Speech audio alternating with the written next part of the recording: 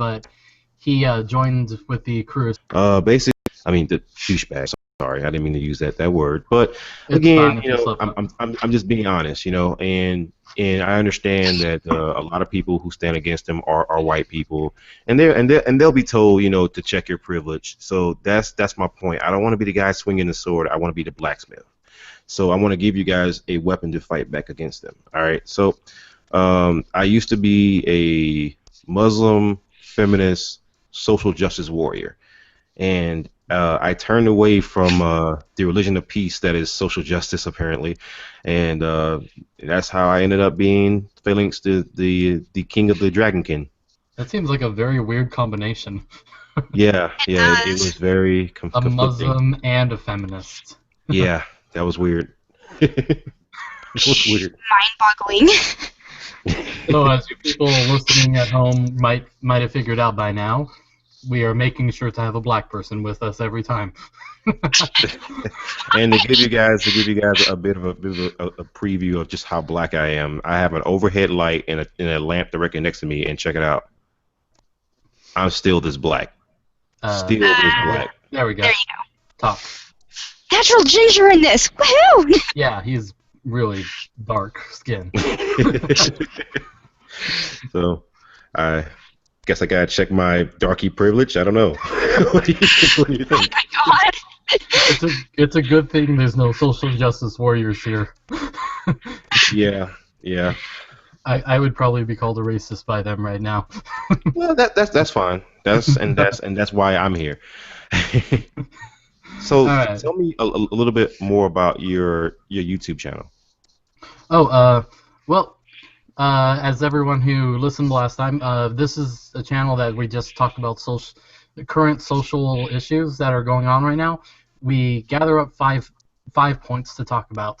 Last time, the very first point was an introduction, which wasn't very long. This one is pretty long.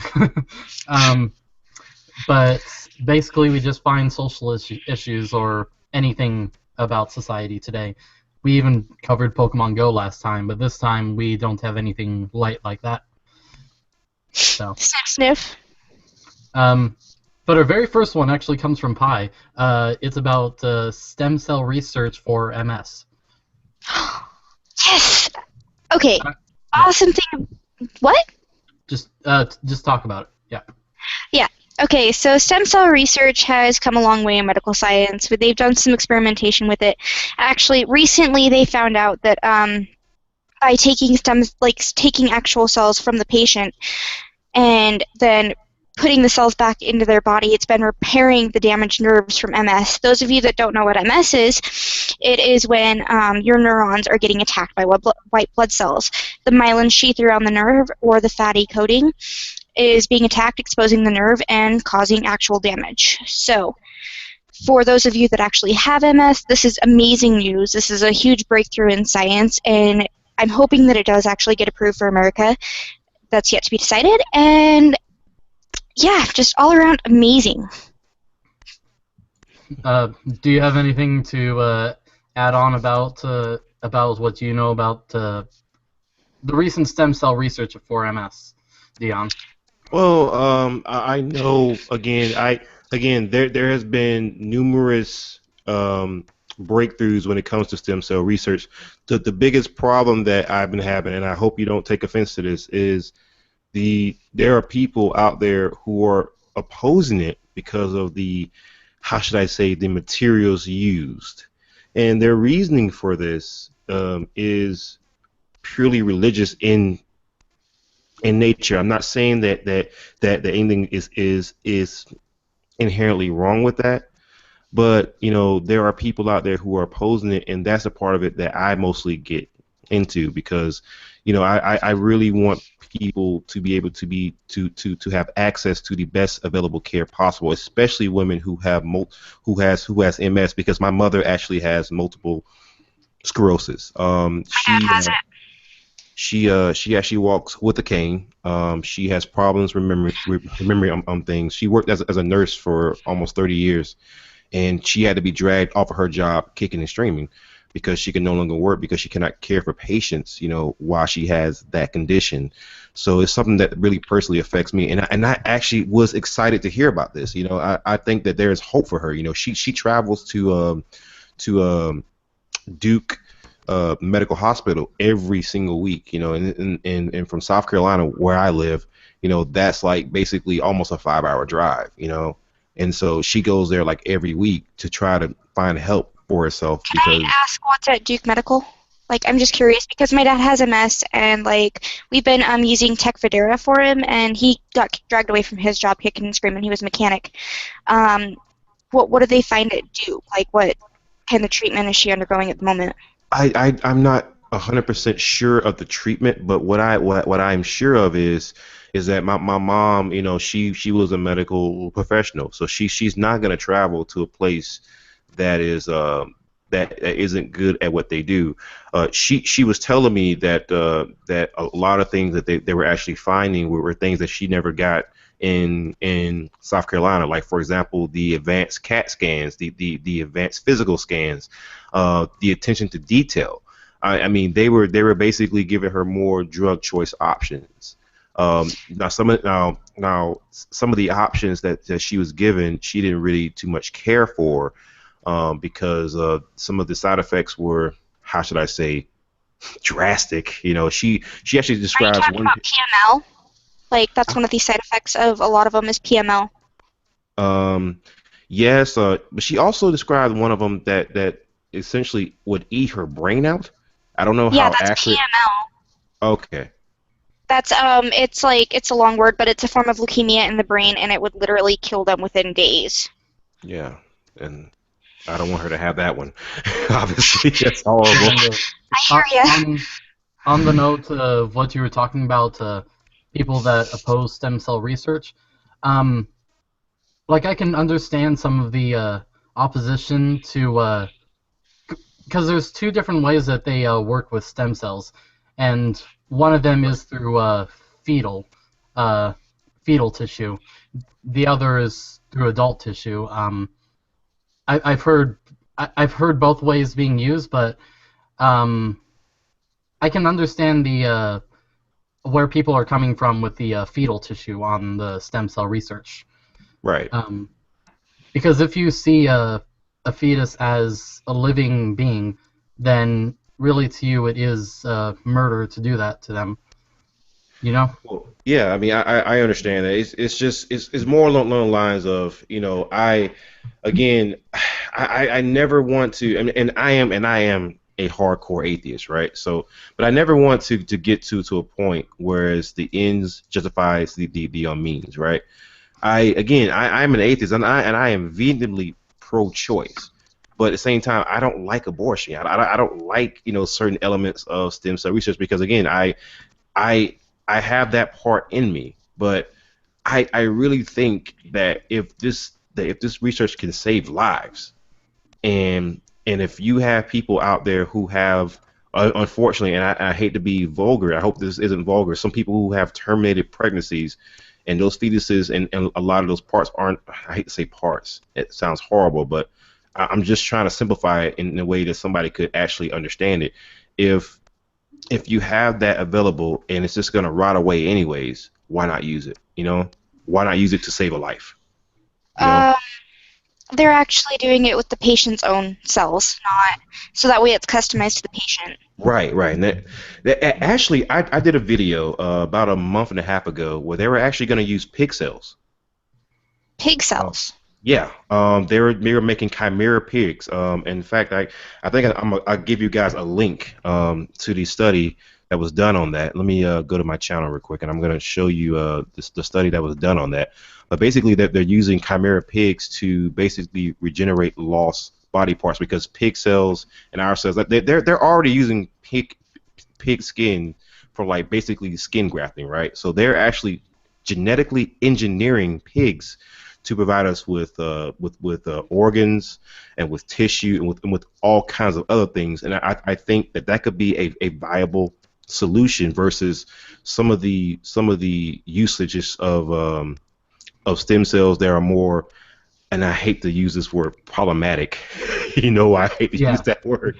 Yeah, So, medical science has really come a long way that we don't always need human tissue anymore. Whereas the early days of medical science in the 19th century that had to do with cells, they had to go to human cells because that's the closest thing we could figure out. right. But now people are using different organs of pigs and sheep and all that stuff to replace organs that are failing in the human body, and it's amazing. Well, like they've said that pigs are closer to human DNA than any other animal. All Yeah, right, it makes perfect sense. When you so think we've about it. we've spent quite a bit of time on this topic. I think it's time that we move on to the next one, which is an article that I found about Obamacare, the planned obsolescence of Obamacare.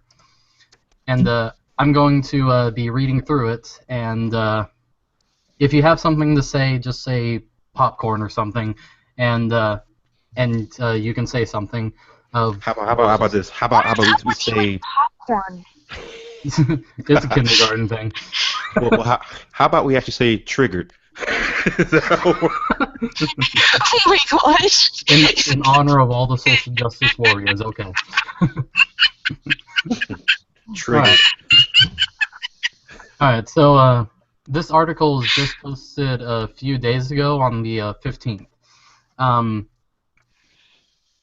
It was written by Robert Trzynski, I believe it is. I don't know how to pronounce his name. It's some kind of Polish name or something. Can I pop popcorn? Yeah. You know, you can actually screen share. Oh yeah, I forgot about that. Hold on. Yeah. What I know? I Screen forgot share about screen it's sharing. kind of like screencasting, like the kind of videos that I do. Like basically everything that he sees, we can see too. Oh, okay. All right. You see it? Yeah. Okay. So President Obama recently published an overview of the results of Obamacare in the Journal of American Medical Association. It's a pretty extraordinary article because in important ways it acknowledges that Obamacare has basically failed, and it lays the cards on the table for what we always knew was going to be his next step. What do you guys think his next step would have been? Mm-hmm. I mean, it's a very tough choice. I mean, I guess I need some context in terms of uh, what led up to that particular statement. I guess. All right.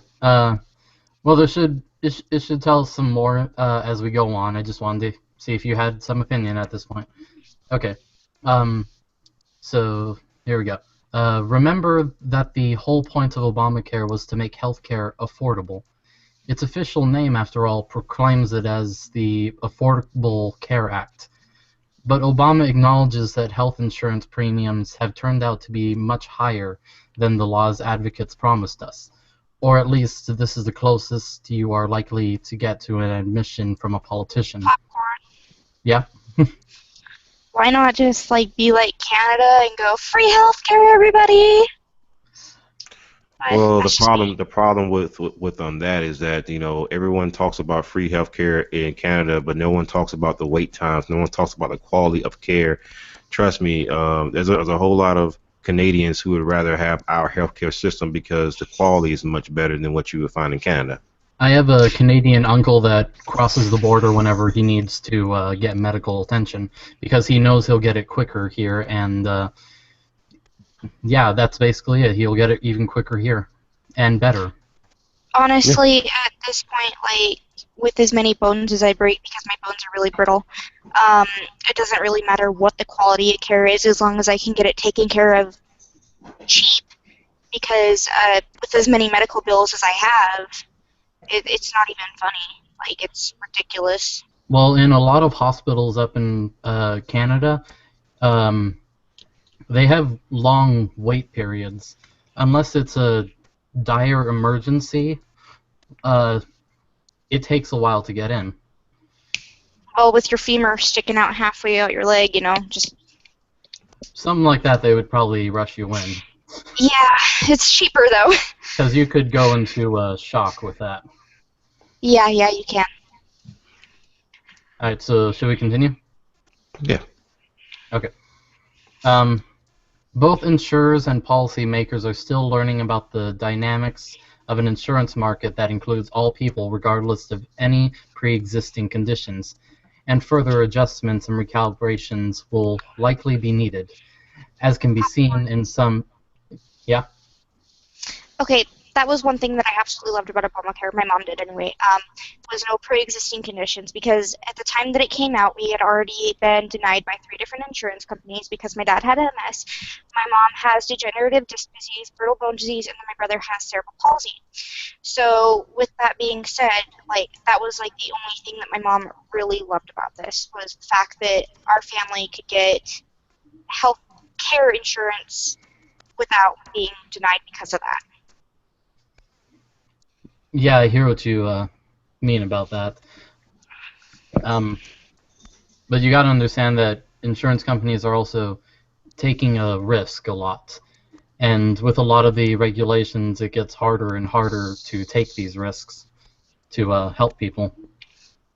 Well, let's see. Here's the other side of that. Is that again, you know, I'm kind of on the fence about it, right? Because again, I see the pros and cons from both sides. I see the pros as, you know, what she's saying is, you know, people have been denied, and that is, I wouldn't say, again, people make the appeal to emotion that the whole idea of having insurance is a human right, and it's like, okay, demonstrate okay, I need a demonstration through a Darwinist type of perspective that it is a human right. To me, it actually isn't. However, I do understand the necessity for that in terms of a social type of context that is outside of absolute necessity.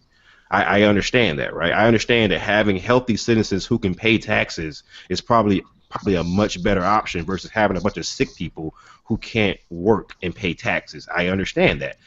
At the same time, the one big issue that I have with this is that again, I just mentioned Canada and the terrible quality and the wait times.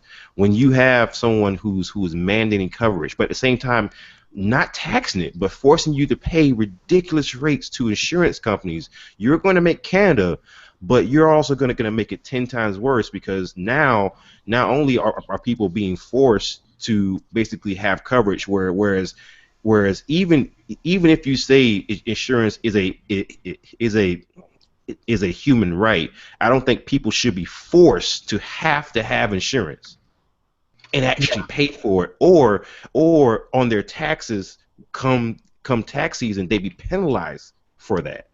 You know, and maybe that's the libertarian that's in me. I understand that, but again, the whole idea that because I think this is a human right, I'm going to force you to do this. No. Yeah. Have you guys seen the Michael Moore film Sicko? Yeah, I have. In Psycho? Wait, what? No, Sicko. What? Michael Moore went to a lot of these socialistic places that have free healthcare for everyone.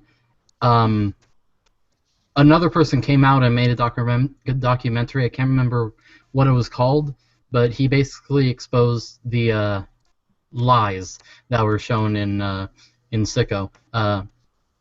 Like Michael Moore got the best care in Cuba because they were there to show what the country was like, and Cuban government didn't want a bad reputation, but doctors from there would tell you just how horrible things really are.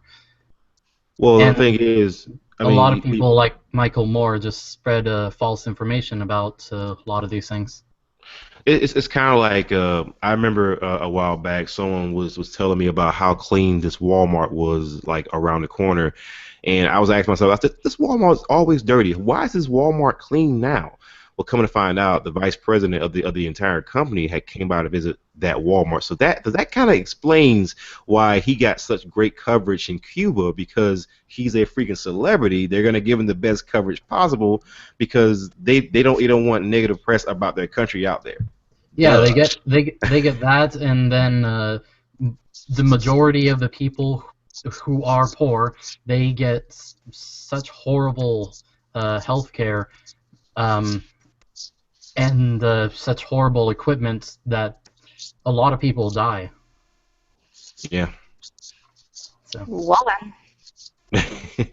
Like they were talking about how cheap the medicine is there versus America, and it's like, yeah, the reason why the medicine here is more expensive because people actually live to get a chance to actually use it. You go to Cuba and you speak out against the government, you're liable to be thrown in prison. I don't think we actually want to compare Cuba to America. Pardon my language and badge, I'm sorry, but what a bunch of assholes. But the whole thing of this article can basically be summed up right here that shows the big problem. It says forcing insurers to cover people who are already sick and to charge them the same rates as healthy people has jacked up insurance premiums for everyone else. So because the law didn't make insurance affordable, Congress has to make it affordable by heavily subsidizing it, and with even more of the taxpayers' money. So the whole of the article is mostly summed up right here about what's going on with Obamacare. Well, I want to ask Pi a question, right? Yeah. Pi. Yeah? Did you know that as a woman you pay more on your insurance premiums than I do, even if we are the same age and have the same condition? Okay. And again, one thing that one of my other contentions, because mostly I understand why Obamacare had to happen. I understand that. I'm not completely opposed to it, but I also see the problems with it, right? Obamacare actually made that worse. Really?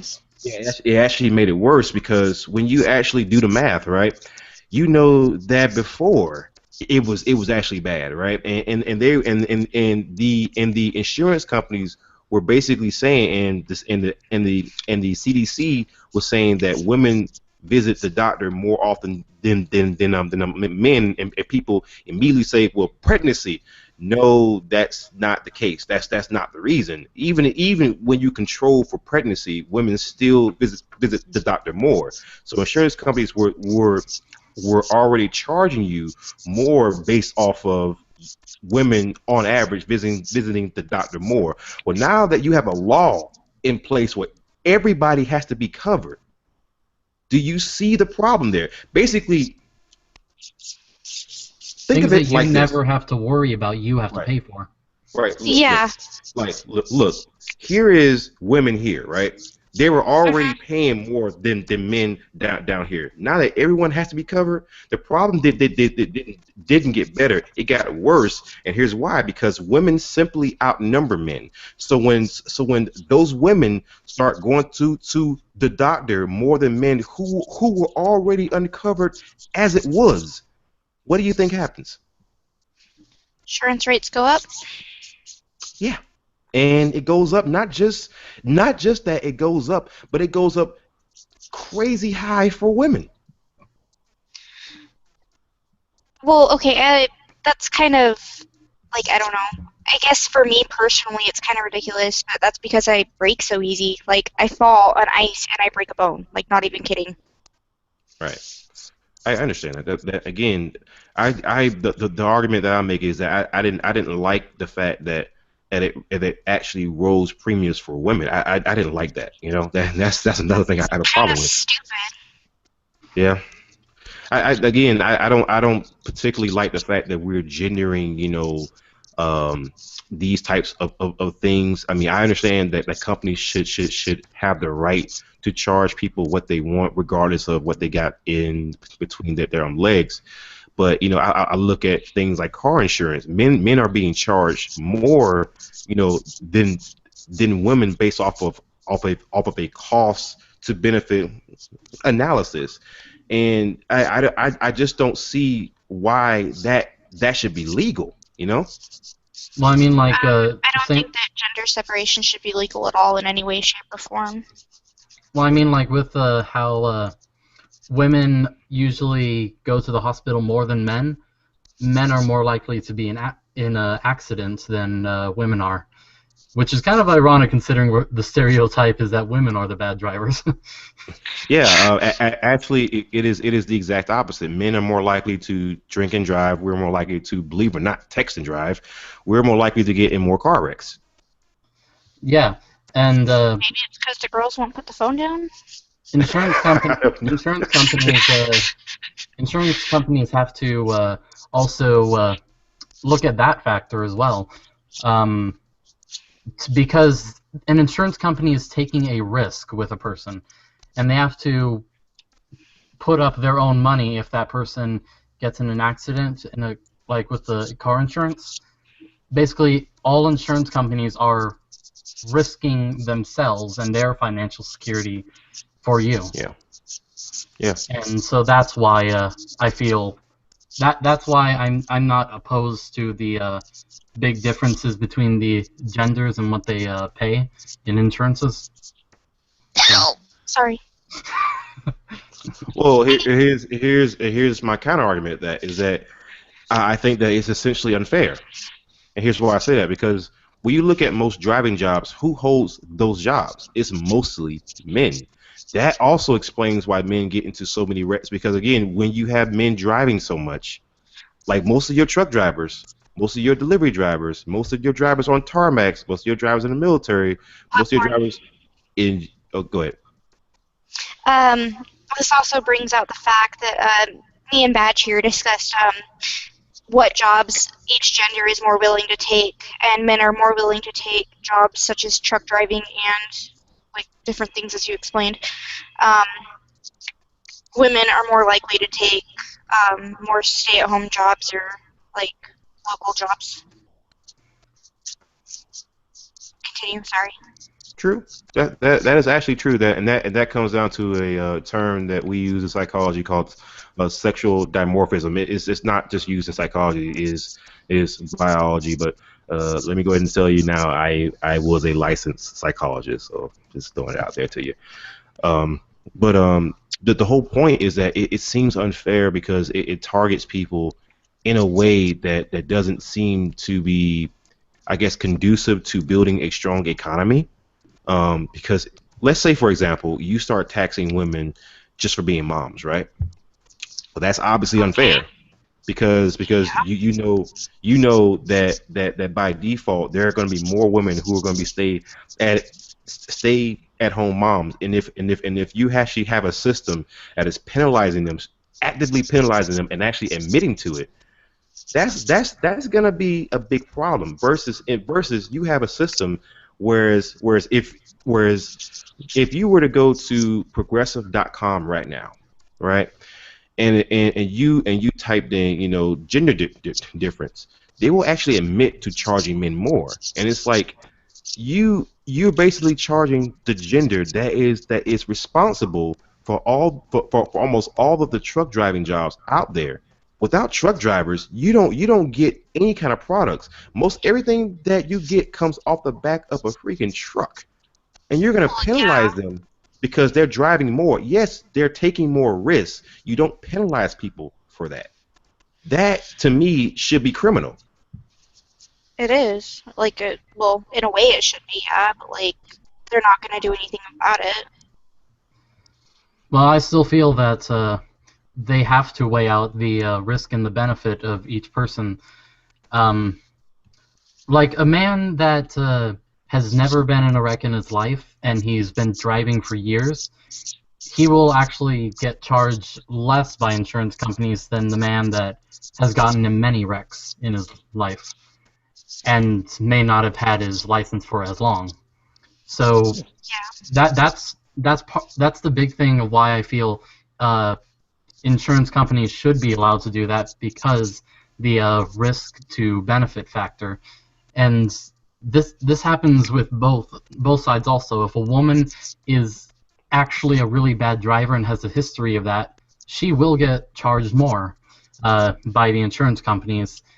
And if she's the safest driver in the world, she would be charged the least amount for the car insurance. You know what I mean?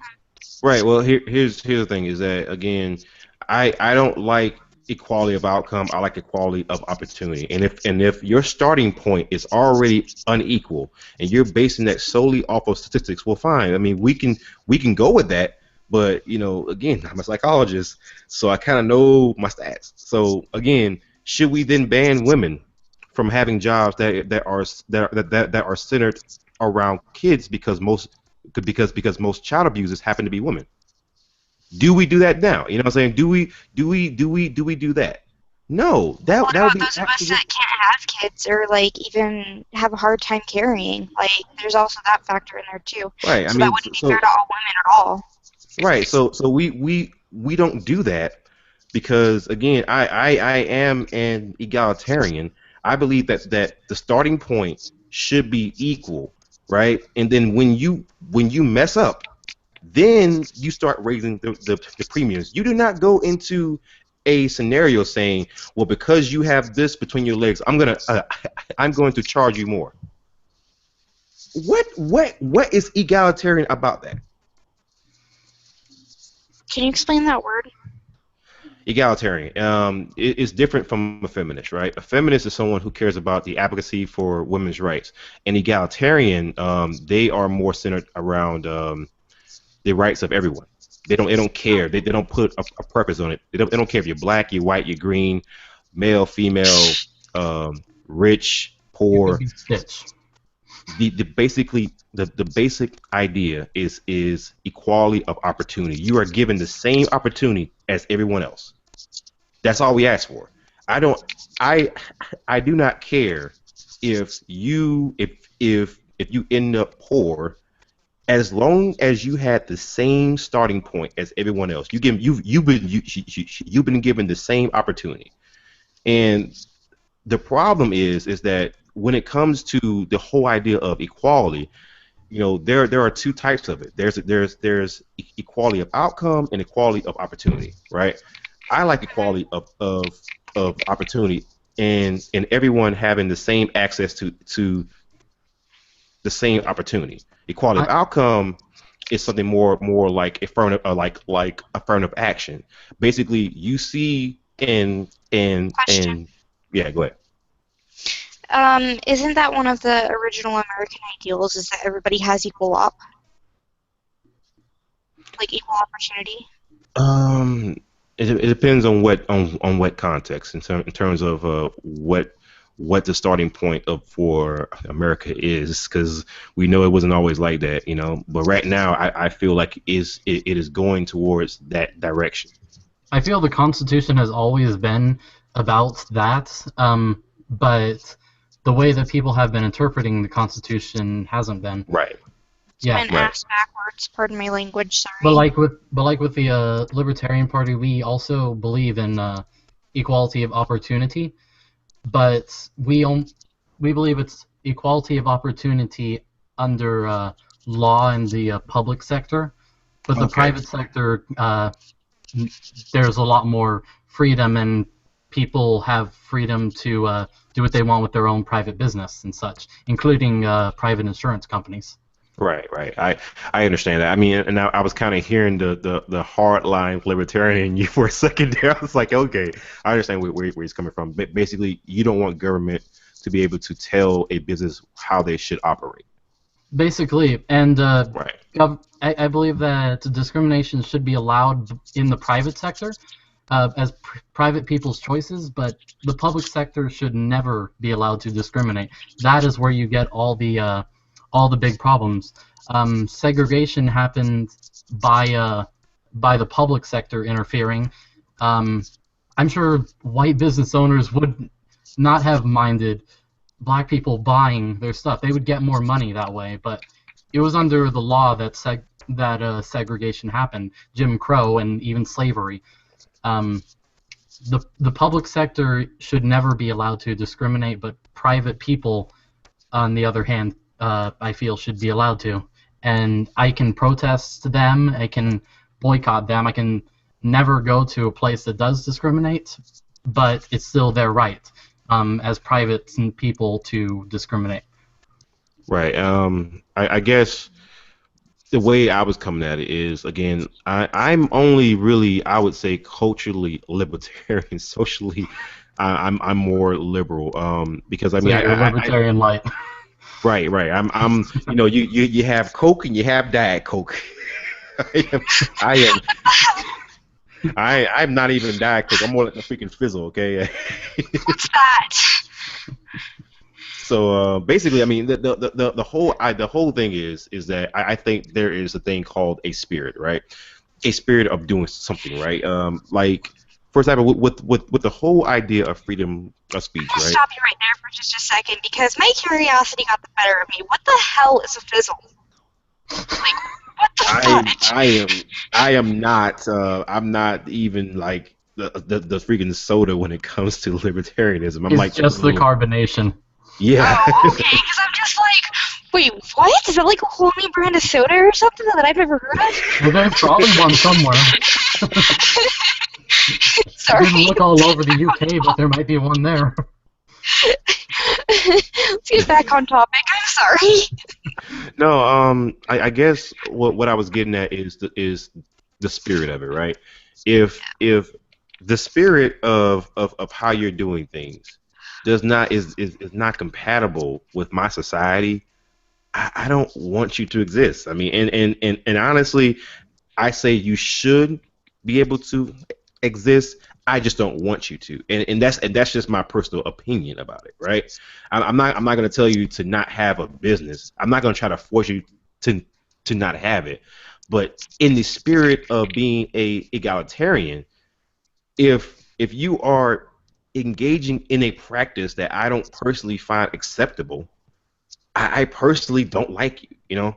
And again, you know, it comes down to a similar argument to freedom of speech, right? Right? Freedom of speech simply means that the government cannot punish you for having a certain opinion. Oh yeah, but socially people can. Right, right. And again, and that is only so long as you are not promoting a call to action, right? You know, so again, if someone tells you to not have an opinion and they are a private citizen, that is perfectly, you know, legal. But is that done in the spirit of freedom of speech? You having some trouble, Pi? Yeah. My phone was Oh. just spazzing. Oh, okay. It's having a major spaz attack over here. It's like, But with things like the insurance companies, like you can already look around and see that we really are not the capitalist society that that liberal media likes to paint us as. We're a pretty mixed economy. But I feel if we open up the market more, then people voting with their money would count a lot more than it does now. So like with insurance companies, in a full free market economy, these insurance companies would have to please the people to be able to get them over their competition. And competition helps the prices go as low as they can while maintaining a good quality. Because if the price goes really low, but the quality also drops with it, then you're going to lose people still because of that poor quality. But if you got the prices too high, and the quality low or high, you would lose to someone who has just as good quality but lower price. And competition would work to find that balance between price and quality. Right. Again, I think I'm more of a bit of an idealist in that, you know, I fully support, you know, a free market. I love the idea that I love competition, because when you have competition, you typically yield better products. Like I can give you a pretty good example that a lot of black people would actually get, right? Right now, you have black people who are bitching, Hold on. Pi said popcorn. What? Oh, go ahead. Okay, in economics in high school, we actually played Monopoly, but we had to do it with different economies. And I agree with the free economy thing and the mixed economy thing. Just for the fact that the free economy has more opportunities, you can definitely have more competition, and it opens up more jobs, and yeah. So continue, Dion. Well, okay. Well, you're good. You're good. That's fine. Well, the thing is that I'll give you an example that I think a lot of black people would actually get. Right now, you have people within the black community who are complaining about rap music, how much garbage it has become. Like, you look at the rap of yesteryear, it was phenomenal compared to now. Oh, that's the same with the rock and all that stuff. Even white people are complaining about our music. Right. And so the reason why you are seeing such a devoid, a void of good material, is that you have such an influx, and when you have that much influx, people are competing. Definition, please. Basically, you have a lot more artists than what you have now, right? Okay. And these artists haven't been eaten yet. They haven't been eliminated, and so basically, the lack of competition is what's causing a lot of the. Oh, my phone's turning off. Huh? It is shutting down. My phone is. All right. I'll join back in when it decides to not be link, an ass. You have the link, so. Right. Yeah. We'll just continue from here. Okay. All right. So continue, Dion. It is the symptoms that we're seeing now of the garbage music that we're getting, is because you not only have a lack of competition, but you have such a dilution of the actual field. Some of these artists who would have been picked off back in yesteryear are not being picked off now. Yeah. So.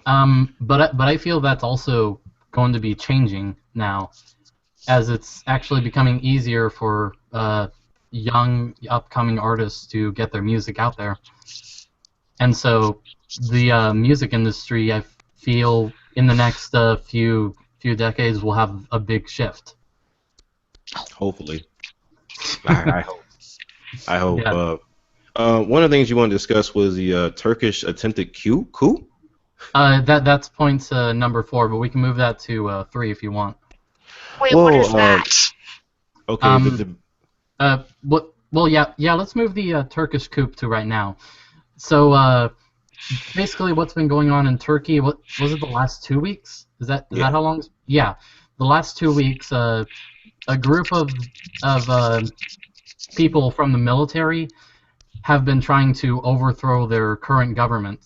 I'm not actually sure why right now. I haven't figured that out yet. But this last Saturday, they finally surrendered, and I was glad to hear that some members from my church are over there in the Syrian refugee camps, ministering to them, helping them out and all that stuff with food, water, and such. And I was glad to hear that they're all right. But the coup killed over 200 people in the entire 2 weeks, all to overthrow government, and in the end they surrendered. Stupid. It's pointless bloodshed. Again, I think it ties into the whole idea of Islam didn't do nothing. God damn. Let me tell you, I was actually researching into the whole thing, and it was partially motivated because of the Islamic State, right? And some of the ideas of Islam were being pushed there, And the part that is sickening is that you didn't even hear that part, did you? You didn't even hear that from our own media. Because again, I didn't hear much about it really. It was drowned out by a lot of other stuff going on, and it really, I think that people should have been talking more about the coup. It was a big thing that was going on. Yeah. See, and I never heard of it. Like, I never heard anything about it. Yeah, see, But then I live under a rock, so. It's really not getting spread out there as much as it should, and we're not focusing on the right things. Well, the reason why I thought it was so important because we have a lot of planes there, that are ours from the U.S. And I immediately thought, we have an embassy there. We actually have, millions of dollars of equipment just sitting there. And because I know for a fact that back in the old days when you wanted to go to Iraq, a lot of times you would actually transfer through Turkey. And I didn't mention this part. I'm actually a combat veteran, so I kind of know this. Don't at all. Psychiatrist, combat veteran. How old are you? 30. I'm 30. I did a lot of my life in a very short time. Okay then. I kind of slowed down, so I got a kid now, so I kind of have to slow down. So. Yeah, he's 5 months old. But recently, I can't find the article right now. By the end of this, I'll probably see it, and I'll be like, oh crap, it's right there. But I heard of Erdogan, or however you pronounce his name, that he's going to keep the U.S. embassy over there, but he's going to get rid of any military bases from the U.S. that are in Turkey right now. And that's a problem. That's a big problem. How? Like, explain, like, I'm just curious. I'm the type of person that I believe that we shouldn't mess with external affairs, but isolationism all over again kind of thing. Work on ourselves before we focus on others. The big thing is I feel we shouldn't have been there in the first place, but now we're a bit in too deep. Well, the thing is that you have to have... I totally agree that in some aspects we should not have been in the Middle East because that is a different kind of beast. And we've been making things worse in a lot of different ways. Well, it's an ancient war, isn't it? That we just kind of like jumped into the middle of. I mean, you say we're making things worse. I mean, yeah. I mean, okay.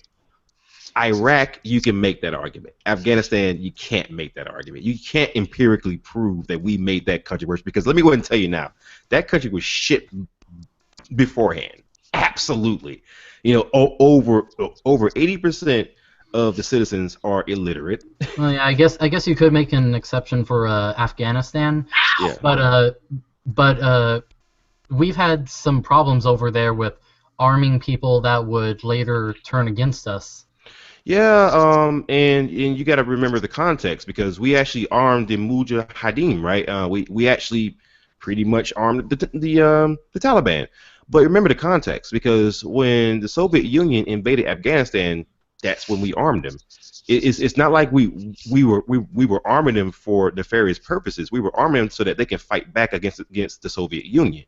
And again, it's always amazing, how people seem to have I would say selective amnesia, because you are seeing physical remnants of the Soviet Union and China messing with that country.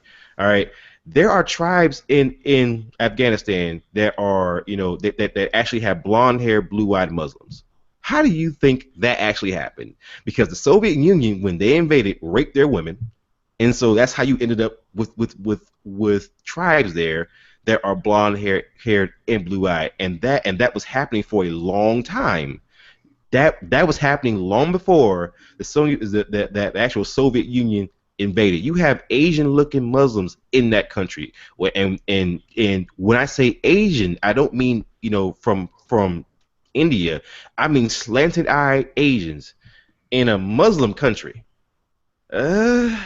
I mean, it does happen, but in Afghanistan, that is a little bit odd, right?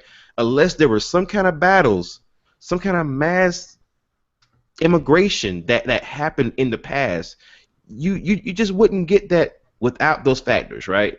So you are seeing physical remnants of people invading that country over and over and over again, but yet for some reason we are held to this ridiculous standard of always doing the right thing. And it's like, you really can't win for losing. We You can't know? be the police of the world, You're basically. not gonna be the police of the world, but you are darned if you do and you're darned if you don't. Like, for example, we didn't invade Darfur, right? We didn't actually help them. We didn't send ground troops. And what happened? People say, "Oh, well, America, you don't care." Okay, but as soon as we would have went into that country, you know how we would have been treated. Like bullies. And it's like, Yeah. at some point, you know, I actually agree. Iraq was a terrible mistake. I absolutely agree. I absolutely agree. Sometimes we make mistakes, but sometimes people have to sit back and stop with this nonsensical idea that everything that we do when we go into a country has to be perfect. Because there are some times where you have to go into a country, unfortunately. Like, honestly, I And I think feel that we we're should have. doing too much in a lot of these countries. Well, again, that goes with the idea of you're not going to be perfect. Again, if someone's saying that you've done all this damage, you have to demonstrate that it was intentional. It wasn't our intention to cause that damage. Even in Iraq, it was not the intention to cause damage there. You had George Bush, who thought that Saddam Hussein was the second coming of the Antichrist. I understand. You absolutely have a point there. The guy was off his rocker when it came to Iraq. That was a terrible. Wouldn't it technically be the first coming? Well, I would say the second coming, yeah, because the first coming was first coming. The first coming was actually Florida, but let's just leave that alone. I'm going to tell you that I Even have a. as a Christian, I'm just like, what the heck are you guys thinking over there? I So, look, man. I have an irrational hatred of Florida, but I have an irrational hatred. I do. But again, it's always interesting how we're held to this ridiculous standard. It's like basically no matter what you do, you are evil America, and it's like it just gets old. It's like, golly. um, there's a quote by George Washington. I don't think I'm going to say it word for word, but he told us, like this was at the founding of our nation, like the first few weeks, I believe. I'm not sure. But he was telling us that we should not get entangled in foreign alliances. That it would cause a lot of problems for America. Right. And And I think that in a lot of ways, he had a point. I do agree that at some point we have to basically tell the world, screw you. All ironic, right. ironically, Switzerland was the one that took that to heart. Yeah, I mean, I think that you definitely have a point that sometimes we can't overdo it. We can't. Yeah. We can't. And the problem is, it's not so much. The problem isn't really us. It's the international community who wants us to interfere with pretty much everything.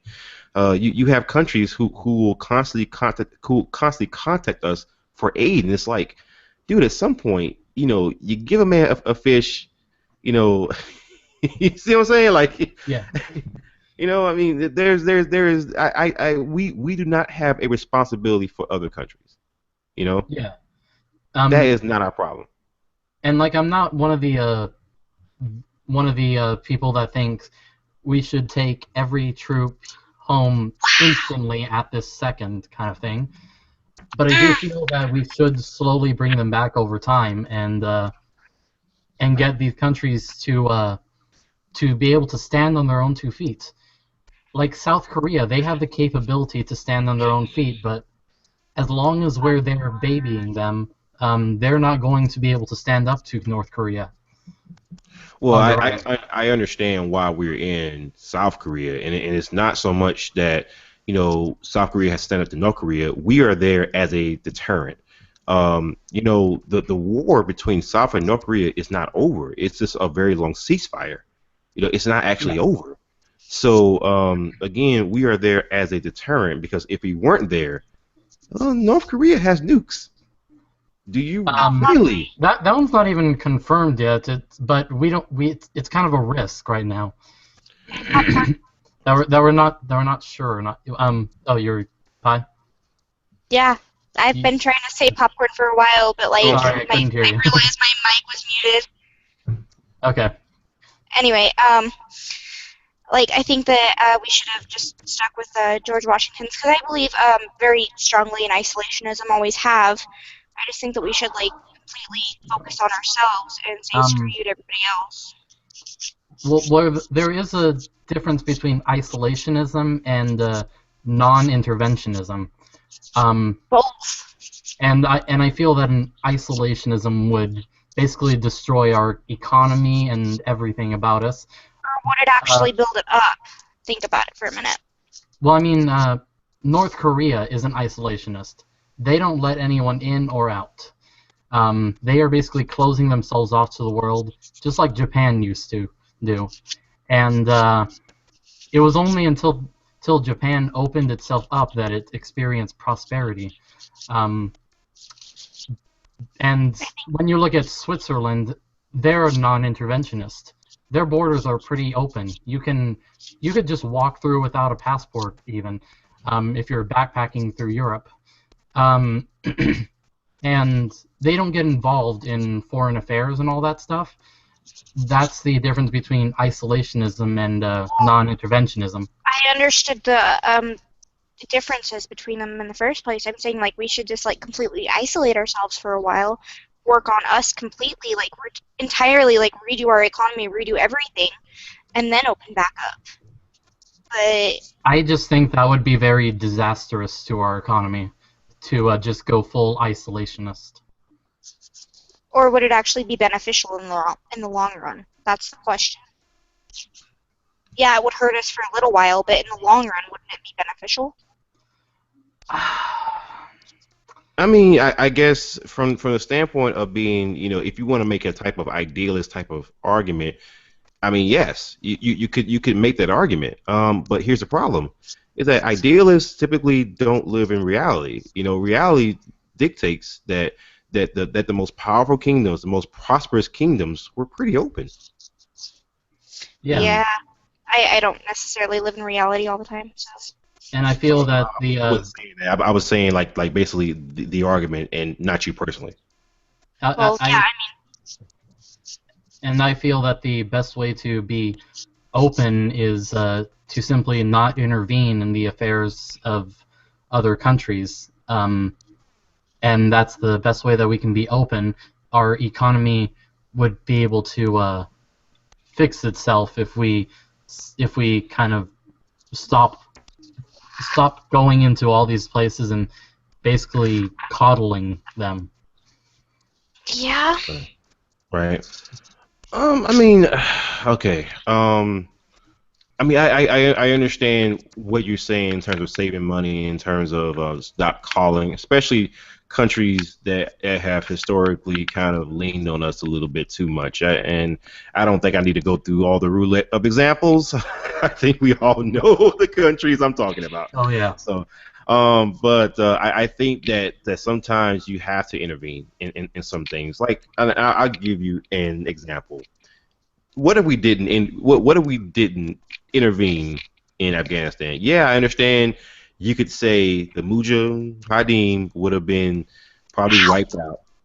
You could say the Soviet Union would probably control that country and would actually not even be called Russia, right? It would still probably be called the Soviet Union. You know, really, we have no idea what would happen if we weren't there. We don't, but we do know what happened as a result. We kept the Soviet Union back. That country actually has their own military now, and they actually have their own country now. But I mean, I think it's pretty safe to assume that had the Soviet that had we not intervened, the Soviet Union would have wiped them out.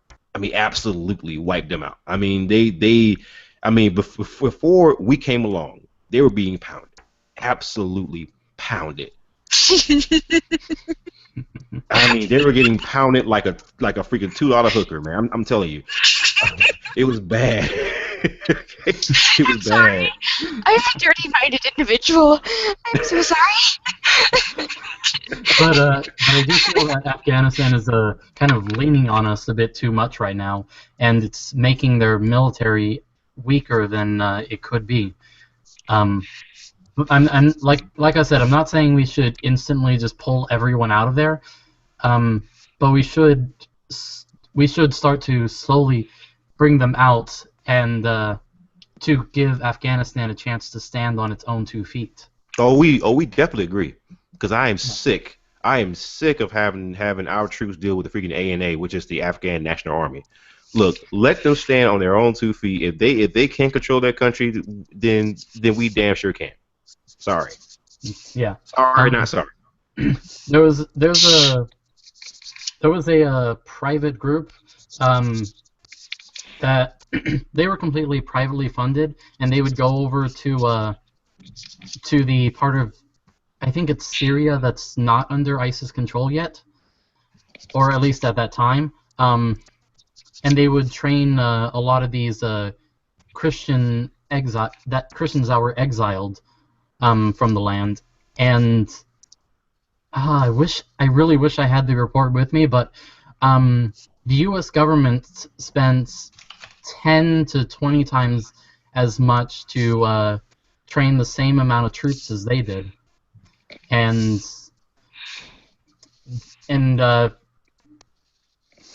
that private group is doing more to help Syria than our government is doing right now, I feel. Helping them to stand on their own feet and doing it with much less money. What do you think of what's happening there? In Syria? With the private company training the troops. Well, the problem that you're going to have with that is, what I don't want to happen is another Blackwater, right? When you have private companies, you have private interests. When you have private interests, you typically get nefarious and dubious scenarios, situations, and dealings. And the other problem with that is that you can't. Okay. The training that is being delivered, right? By what standard is that training considered to be humane? My inner hippie wants to come out right now and just hug everybody and sing, "Why can't we be friends?" But just like stop everything completely. Let's just go over to Syria and just have like a camera crew following one of us as we walk up to ISIS, and they're just looking at each other like, what the heck is going on here? What is with that girl over there? And she's just like crouched down, looking at the camera. This is an ISIS warrior over here. Oh my gosh! I'm gonna poke him with a stick. I wouldn't have to crouch. I'm 4'11". just walking up to the ISIS warrior and with a stick. No, I wouldn't walk up to him with a stick. I'd poke him with my hand and be like, "Hey, buddy. Hey, buddy. Can I give you a hug? Can we be buddies?" Yeah, I would not do that because most of those Syrian like migrants who came to Germany. Oh, I know. Yeah. I know. It's just my inner hippie coming out, being like, I just want to be buddies with everybody. Why can't we all just get along? And I know this isn't on the points, but with a lot of the refugees that are going into Europe, I feel the biggest problem is what each government is doing with the refugees, that they're adjusting themselves for the refugees.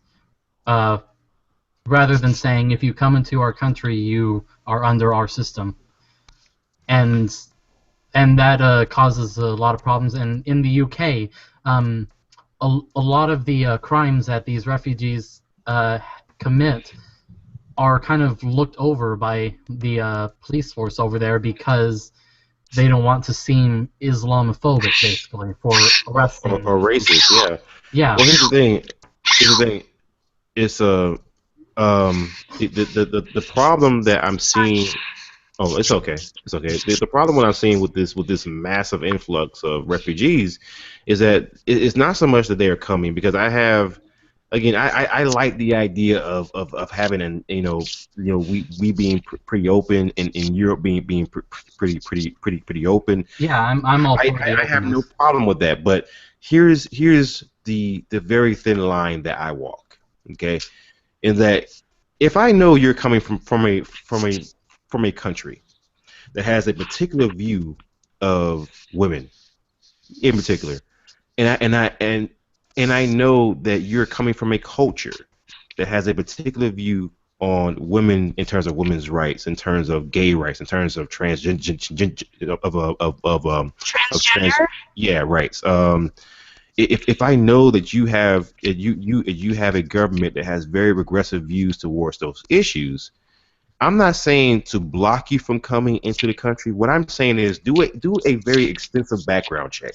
If you show me any signs that you are regressive, sorry, you're not coming here. I'm not big on the background check kind of stuff, but our government shouldn't give them any special treatment at all. They should be treated just like anyone else who is in this country, and no one is given any benefit or specialty just because of who they are. And you even see that we're kind of allowing some of the things that they do in their own communities that normally society wouldn't even wouldn't just stand back and let happen, kind of thing. Well, here's the whole thing is that I think of it like a nightclub, right? The nightclub has no obligation to let you in. All right.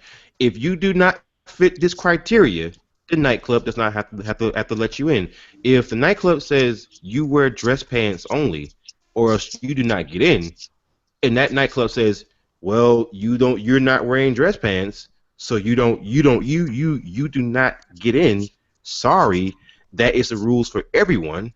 Then I think that that is a nice standard to actually have. So when I say don't block them all, I don't think we should tell every Muslim or every person from a Muslim country to not come here. That'd be freaking stupid.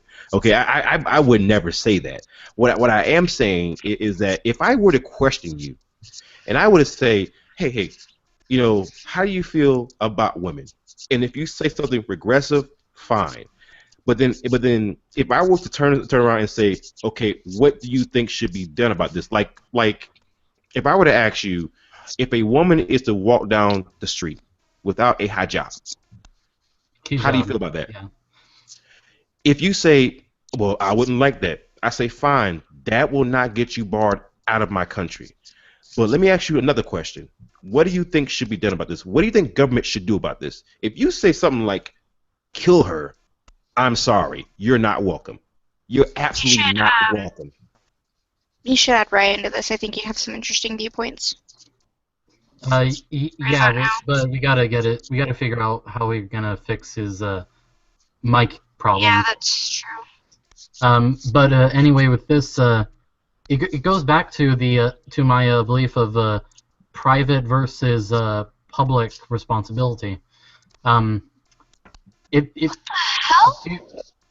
What? There's an ambulance going down the street. Ooh. But anyway, you would agree that rights are inalienable, right? Yeah. That everyone has basic human rights. That Define that. Like there's your natural right to liberty and life.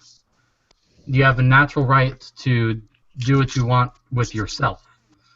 Right. I guess a constitutional right would be like your right to private property kind of thing. But do you agree that those two natural rights are inalienable? Like it shouldn't be barred from anyone. Yes, I would say in terms of life and liberty and the pursuit of happiness, the pursuit of it, not the guarantee of it, the pursuit of it. Yeah, yeah. But this is just basically covering all the rights. Uh, life and liberty is covering all rights of who you are as a person, what you personally can do. Sorry. Okay. But property rights, I feel, is a government thing. But if the life and liberty rights are inalienable, then we would be hypocrites to turn them away for to turn them away from being able to practice those freely here. Okay, all right. So I understand where you're coming from, and I guess you are sounding more compassionate than what I am, right? Because I know I'm probably sounding like the freaking Black Hitler here. I understand that. No, definitely not Hitler. Definitely not. You're not calling for national socialism in America. You don't want the black people to rise to power and control everyone and kill non-blacks. Well, here's the thing. Is that again? I think there is a bit of a confusion here, right? So, basic inalienable rights. All right. No part of that is imposing on the rights of other people, right? Exactly. Yeah.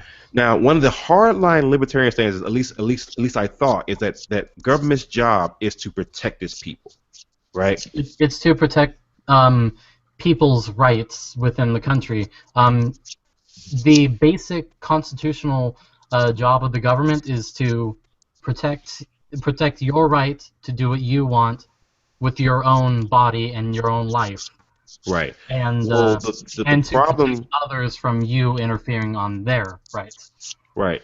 The problem with that is the scenario that I just gave you. If you have someone who is coming from a culture, whereas you know for a fact there are parts of Britain right now that some people are claiming is under Sharia law. You know there are people out there who have progressive views towards certain people because of things that they cannot control. If you're letting large influxes of those people come in, and you have situations whereas like with Cologne, you have over 1,000 women reporting being sexually harassed and/or raped, and that's happening in one night. If you are coming, you are taking people from war-torn countries who have progressive views towards certain groups of people, whereas in that country, those groups of people are to be executed. How are you protecting your citizens when you don't even question those people? At least question them. That's all I'm saying. I'm not saying bar them. What I'm saying is okay. So I'm not the best at debating this right now.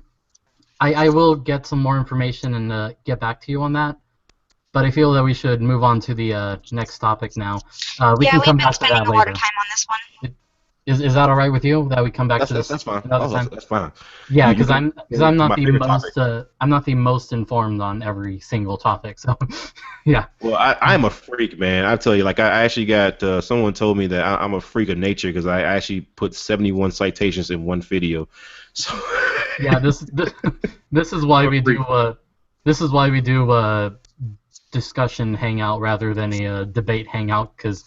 Right. It's kind of We should do a debate hangout at one point, like just for fun. Okay. So. Sorry. The next one we pushed this. It was the Venezuela Crisis. Right. So you guys know what's been happening in Venezuela, right? Vaguely. Nope. I live under a rock. Okay, so in Venezuela, they're basically seeing the end of socialism in their country, like the end result of socialism. They're seeing what it does to the country and to the markets. Right now, you've got people basically starving in their homes because there's a shortness of food in the country, and people There's a famine going on? It's not even a famine. It's just with the kind of it's the kind of system that they have set up, and you can't even get you can't get more than a certain amount of food in the market, um, and they're short on food because of how horrible their trade is with other countries. It almost Um, sounded like some sort of food shortage, but it's more of an economic issue. Yeah, the food shortage is caused by the economic issue that they're having, and people are even starting to lose their personal freedoms in the country, and I believe they're being barred from going out of the country now. Um, What? I, I don't know if that was just like for a short time, but I saw something about government barring people from either going in or out of it. Wow. But Sorry. it's okay. But with Venezuela, we're kind of seeing socialism on fast forward. Um, is how I like to see it. Um, so I actually have this article right here. Hold on, share screen. Okay, you guys can see it. Yeah. Okay. Nope. Well, the No, title. I'm like nowhere near my phone. I'm like 5 feet away from my phone. Oh, okay. Well, the title is Socialism Empties Shells and Stomachs in Venezuela. Just desperate people cross into Colombia for food. And Colombia, you guys know, is a pretty oppressive government right now. Yeah. No. Is it? Well, yeah, it is. People are basically so short on food that they're forced to leave Venezuela for an even more oppressive country just to get food. Oh, jeez. More than 100,000 Venezuelans, some of whom drove through the night in caravans, crossed into Colombia over the weekend to hunt for food and medicine that are in short supply at home. So I guess that thing that I was talking about was a short term rather than long. It was the second weekend in a row that Venezuela's socialist government opened the long-closed border with Colombia, and by 6 a.m. on Sunday, a line of would-be shoppers snaked through the entire town of San Antonio del Táchira, or however you pronounce it.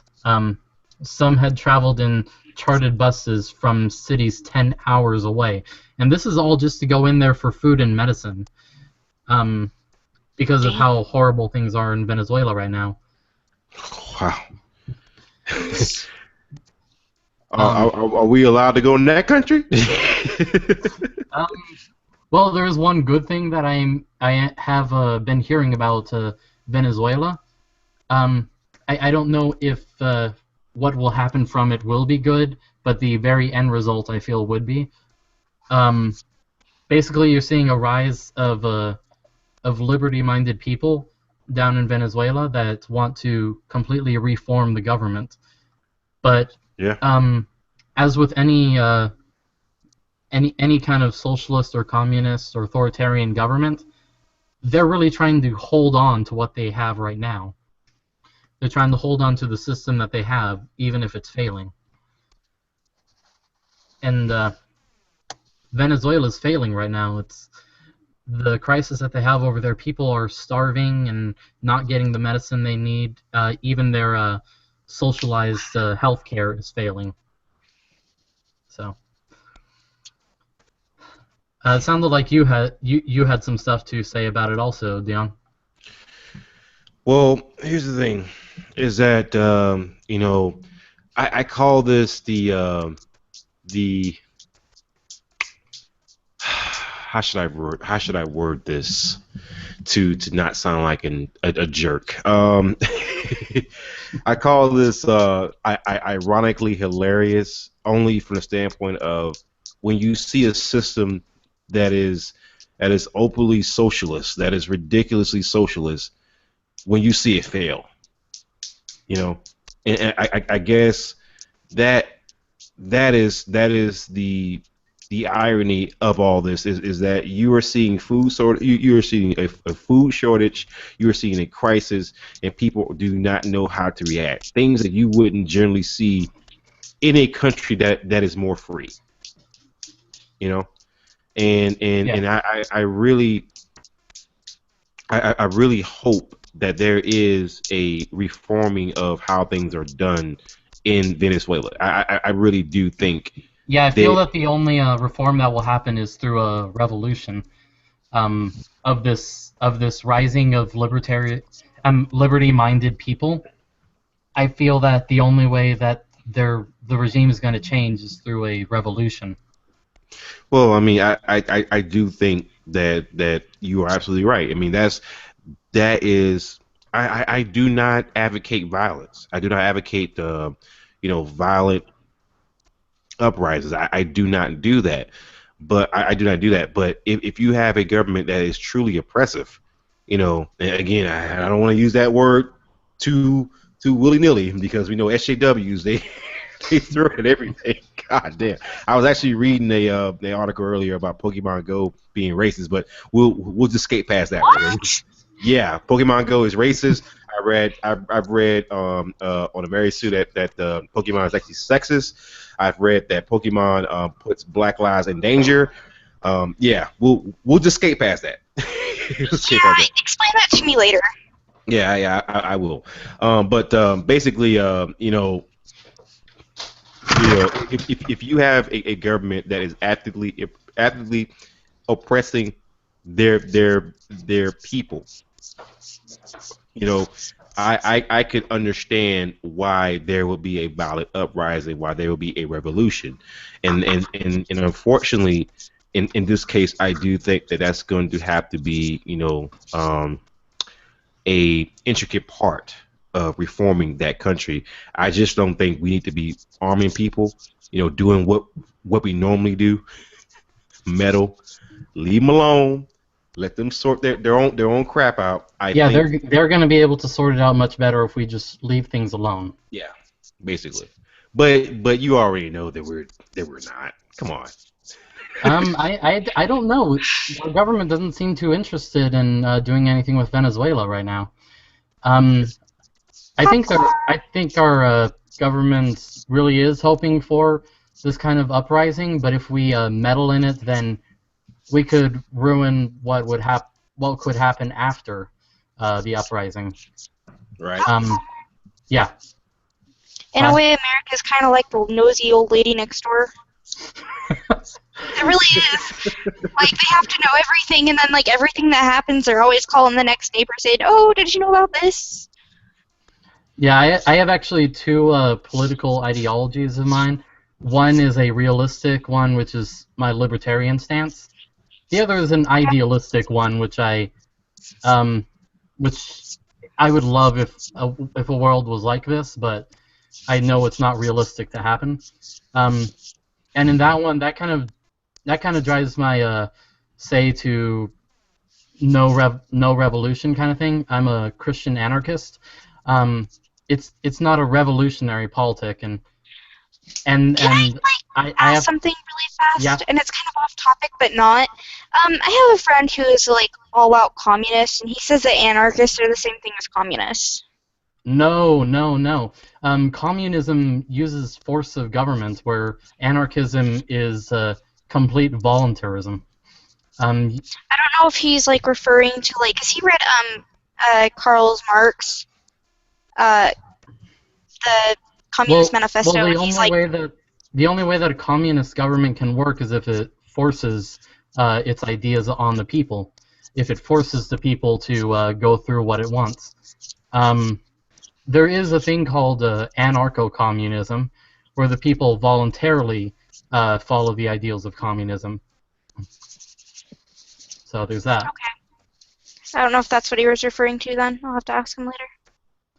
Yeah, because there is big difference between the government force of a communist regime and the voluntarism of any type of anarchist society. Okay. Thanks for the clarification. Anyway, back on topic. Okay.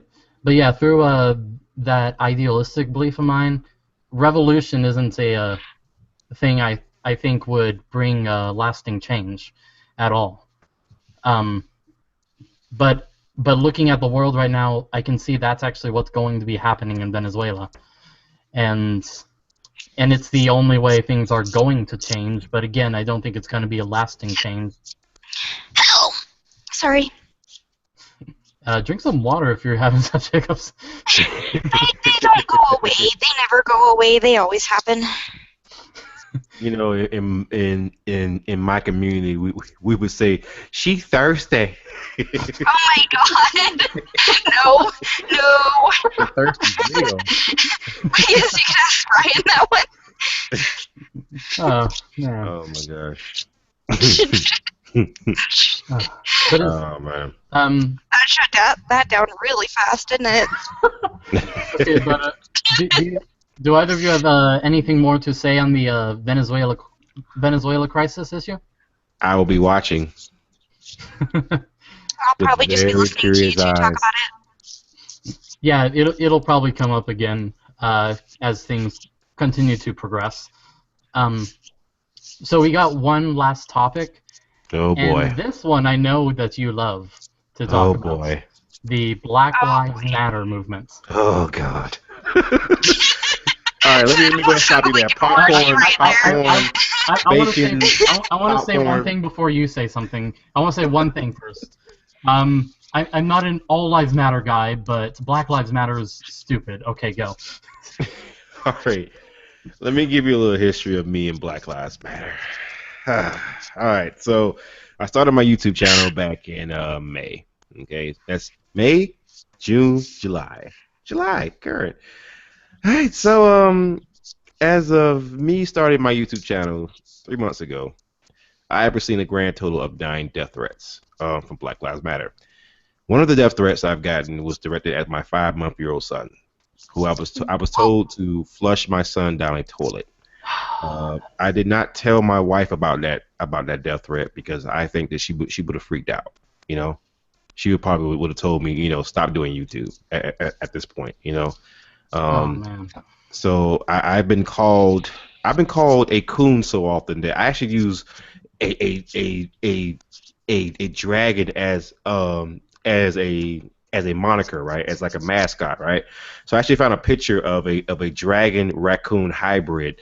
I call myself like the freaking dragon coon, right? Because I've been called coon that often that I actually adopt the whole moniker. Yeah, I know that death threats Can you explain the references there? Because I'm a little living under a rock still.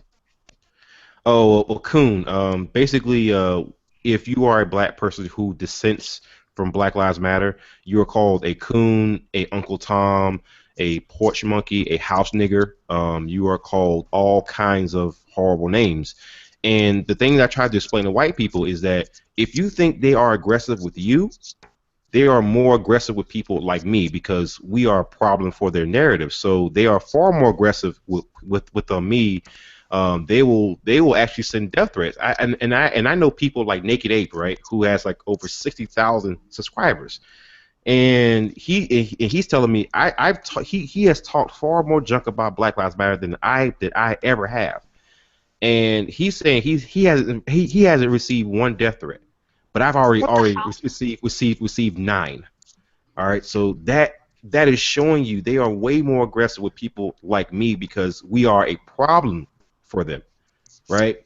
Yeah. So I know that the bigger you get, like death threats is a thing that you would be getting as a controversial YouTuber. When as you keep getting bigger, you'd get even more.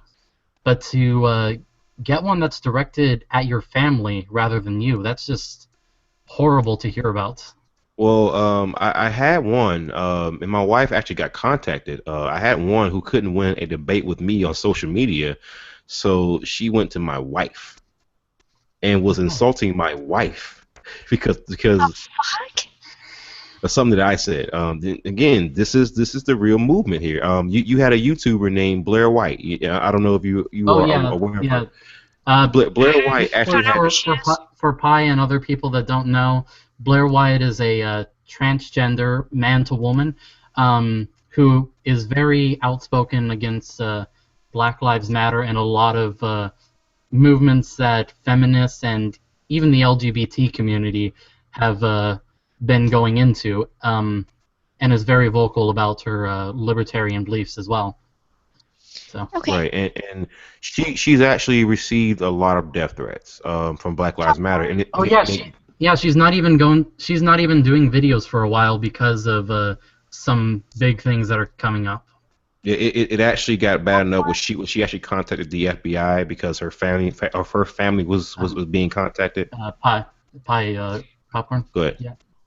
Yeah, like, pardon my language again. I hope this doesn't affect the channel at all. What in the actual F are these people thinking by, like, causing all these threats? Like, what in the actual F is driving them to be so psychotic? Like, are they just, like, that stubborn in their beliefs, or what? Well, here's the thing: is that again, these are the same people who will say to someone like you or like Ruff here, that basically they can't be racist to you because you're white. These are the same people who would tell you that if I'm a woman I can't be sexist, right? Again, these are the same people who would tell you that. The problem with these people is that they aren't being held to a similar standard that everyone else is being held to. And let me give you a quick example of that, right?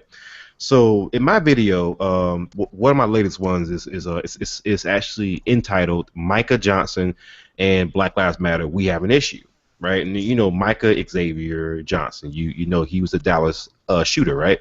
Yeah. So I basically made an argument that SJWs and Black Lives Matter can actually beat because I actually showed evidence of a media bias, and that was concerning Elliot Rodger, right?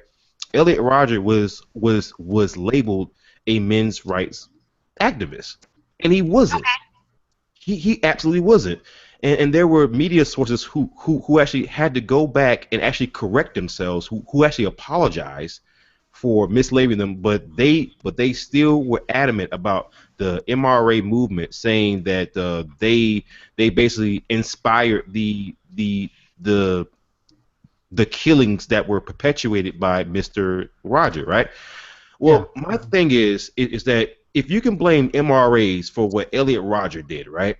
Why is it that I can't blame Black Lives Matter when I have videos of them chanting things like "pigs in a blanket, fry 'em like bacon," talking about cops? I bring that up a lot because it is such a horrible thing, and that was a big movement that they had, and a lot of people were there chanting that same phrase. Yeah, or what do we want? Dead cops. When do we want them? Now. People were chanting That one was right? even bigger than that other one. Right. I even went to his archived Facebook page. I actually have a link to that if you guys want it. I have a link below in the description. Yeah, I have a link to his archived Facebook page, right? And so I actually went through his Facebook through his Facebook, and I found a crap ton of Black Lives Matter, and I also found a actual reference to a rapper known as David Banner.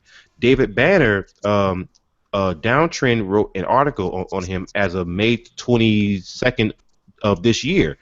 He put out a song this year called Blackfist featuring Tito Low, right? And huh? Like, okay, I don't know who any of these people are, so if I ask, like, a dumb question, just ignore it. Well, the one thing about David Banner is that he is a known Black Lives Matter supporter, right?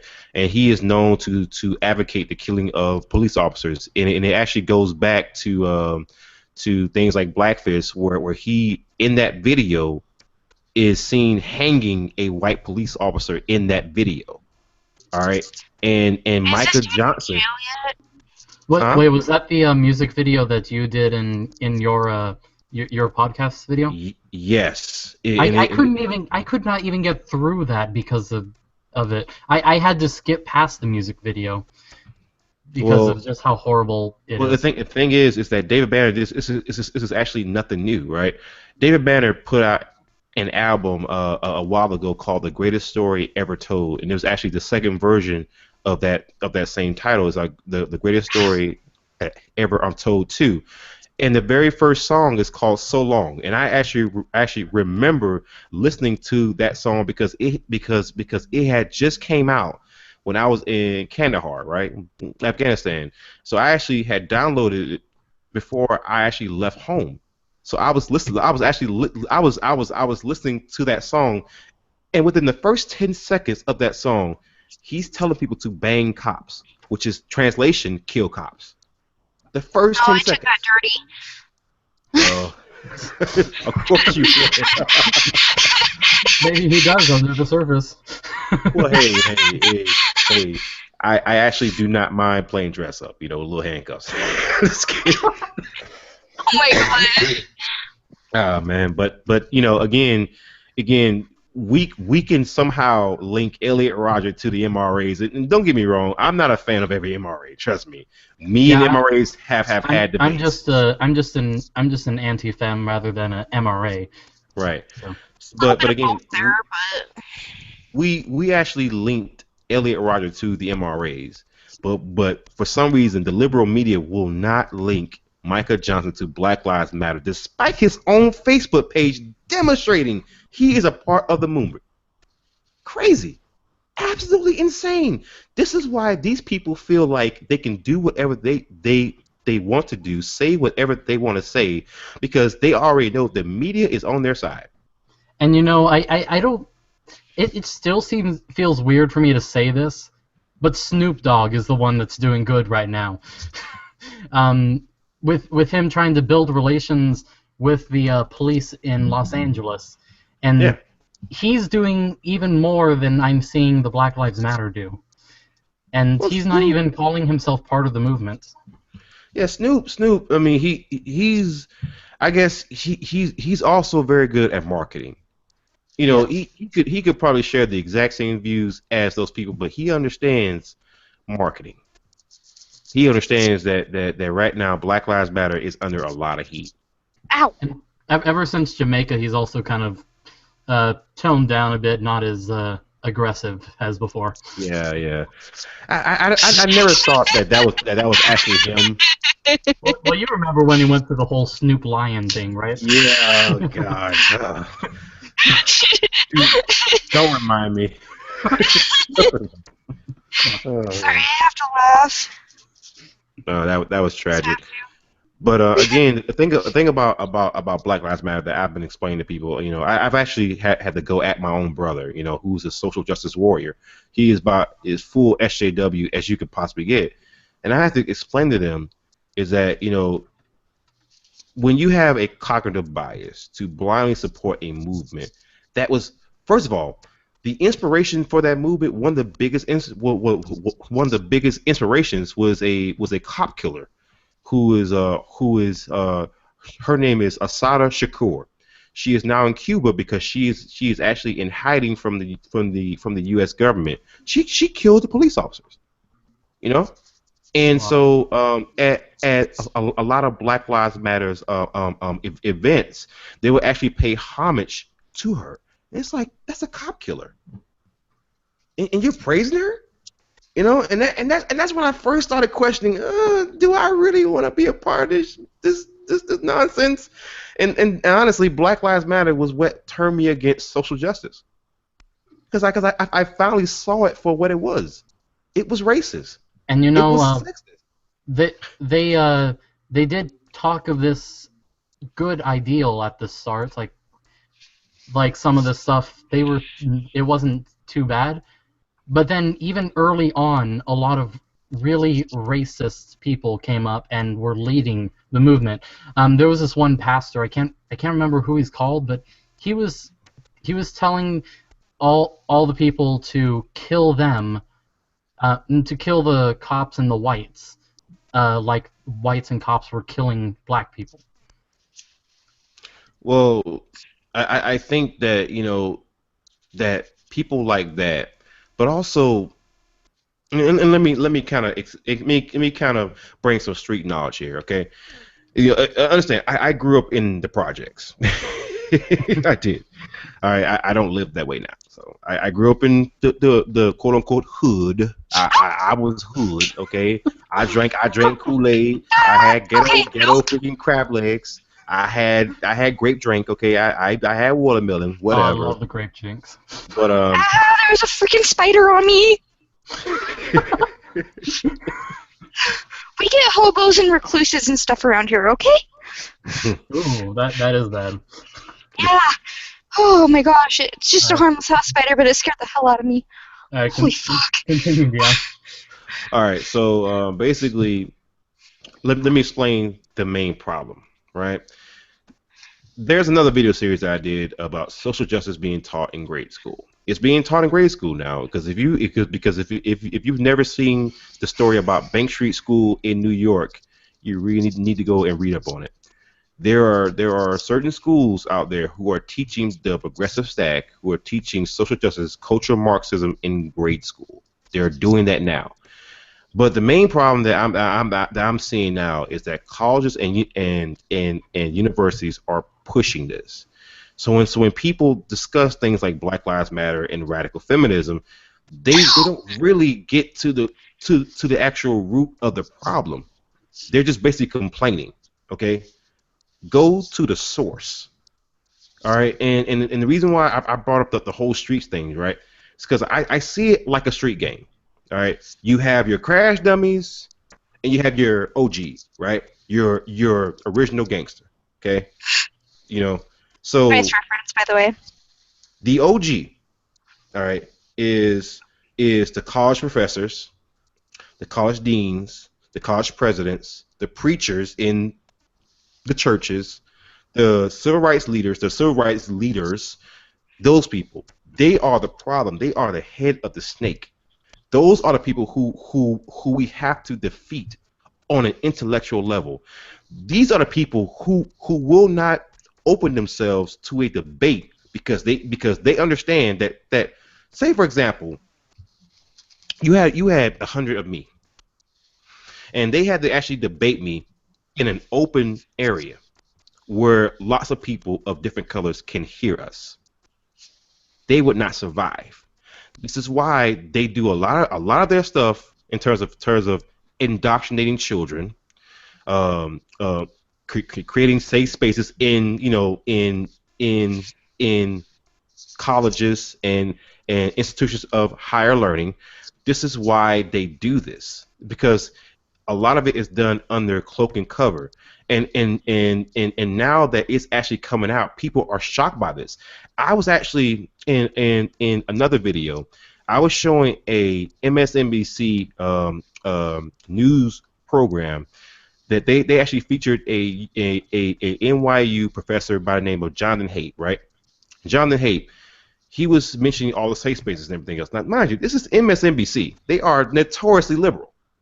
When he was talking about safe spaces and cultural appropriation and microaggressions, these people look shocked. You are shocked by this on MSNBC? I am not even aware that most people on the left are even aware of this. They have no clue, because a lot of this stuff has been done under cloak and cover. And the infiltration of thought, slowly assimilating your thoughts. And again, this might be a tinfoil hat moment, but I think that I have more than enough evidence to support this. Can you explain tinfoil hat moment? Huh? Can you explain that tinfoil hat moment? Because I did not understand that. Basically, it is a kind of poking fun at people who make conspiracy theories. Like basically the idea that some people have to wear like a tinfoil hat to protect themselves from like aliens, going into their mind. People who are like. My phone says it's going to shut down because it's overheating, but this is like the 5th time it's done this. So. I'm glad we have someone like you, Pi, to get us to explain things for people that may not know. I live under a rock. Like, I swear, I am just flat out stupid. So. But you've given good opinions and all that stuff. You're a great person to have on this show. Thanks. Actually, funny though. I feel loved now. Well, but basically, and again, again, tinfoil hat moment and put on my tinfoil hat. Because some people will say it is a conspiracy theory. The assimilation of thought, right? Slowly but surely, they will get you to accept one concept and then push another one on you. For example, you have white people now who are saying that I have white privilege. All right. Here's the problem with Yes, you have white people who are saying that they have white privilege, right? What is that? I can explain it, but I again, for this example, I don't necessarily have to actually explain it, right? Okay. Let me explain why you don't play ball with these people, right? Why you don't accept nonsense concepts like white privilege, right? Okay. Let's say that you have a preacher, right? Let's say that Okay. you have a preacher, and that preacher preaches that Norse gods like Thor, Loki, Odin, they're actually real, right? Okay. And let's say that that person goes to a person who is not converted, and they tell that person, Thor and Loki and Odin is real. So that person accepts that. So we're gonna actually pause there and say that, think of that as white privilege. That person accepting white privilege. All right. Fast forward. Now that person goes back to that newly converted believer and says, Thor has ordered that you pay Thor's preachers money. Now that person says, how come I have to pay you money? Hey guys, I'm seriously gotta go. Like, for one, my sugar is really, really low and I'm about ready to pass out. And for two, my phone is going to, like, destroy my mind at the moment. Alright, we'll just continue this. We'll see you in the next one, in the next Rough Radio. Okay. Bye. Well, bye. Right, bye. But basically, what you end up with is basically them pushing one concept on you, and the concept never ending. And when you question things like white privilege, then they will say, well, you've already accepted white privilege, so now you have to accept cultural appropriation. Now you got to actually accept microaggressions. It starts off as something very, very little that seems harmless, but they build on that, and it is a never-ending shifting of the goalposts. I've always wondered that if my skin showed my Native American heritage, would anyone even care about me having dreadlocks or anything else they would call cultural appropriation? Would they even care if my skin wasn't white? Well, I don't know, but actually, man, I gotta run because my little man's crying, so I gotta go and feed him. But I want to thank you for having me on. I will give you a shout out on my channel, and I'll actually mirror this video, so I actually posted on my channel too, and I'll give you full credit. All right. I gotta run, but he's actually hungry. Okay. All right, thank you, man, and send me that link that you were talking about before. I will. All right, so I guess this is the end of Rough Radio. Have a good day, YouTube, and thank you for coming on, Dion. Is that how you say your name? Dion, yeah. Okay. All right, see you, man. See you.